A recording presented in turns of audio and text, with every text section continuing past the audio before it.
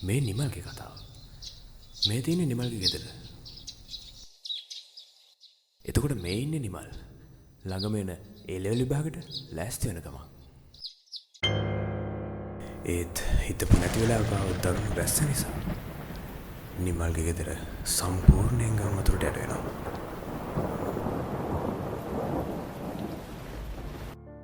නිමල්ට වගේම ගමේ අනිත් අයටත් මේ දේම තමයි සිද්ධ වෙන්නේ. හැමෝටම තමන්ගේ ගෙවල් අතහැරලා ගෙවල් වලින් යන්න සිද්ධ වෙනවා.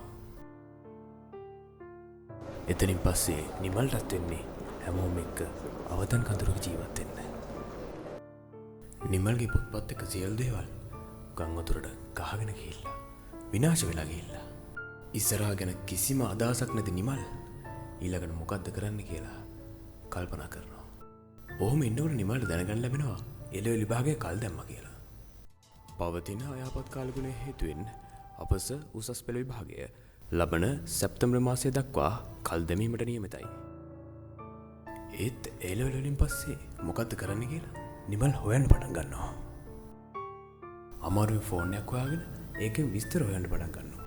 එතකොට නිමල් දකිනවා LCL කැම්පස් එකෙන් දාපු IBSL පාඨමාලාවේ ඇඩ්වර්ටයිස්මන්ට් එක. ඉක්මනට ඒකේ නම්බර් එකට කතා කරලා නිමල් විස්තර දැනගන්නවා. නිමල් ඉන්නේ මෙහෙම තත්ත්වයක් කියලා එයාලත් එක්ක කියනවා. ඒකෙන් LCL කැම්පස් එක නිමල්ට උදව් කරන්න කැමති වෙනවා. ඊට පස්සේ ඒ ලෙවල් විභාගයට තමන්ට පුළුවන් උපරිමයෙන්ම මුහුණ දෙන නිමල් කෙලින්ම යන්නේ LCL කැම්පස් එකට.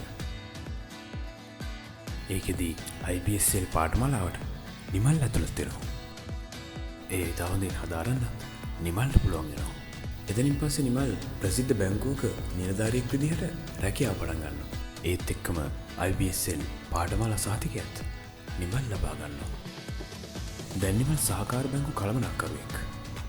එතනින් පස්සේ ජ්‍යෙෂ්ඨ ශාඛා කළමනාකරුවෙක්.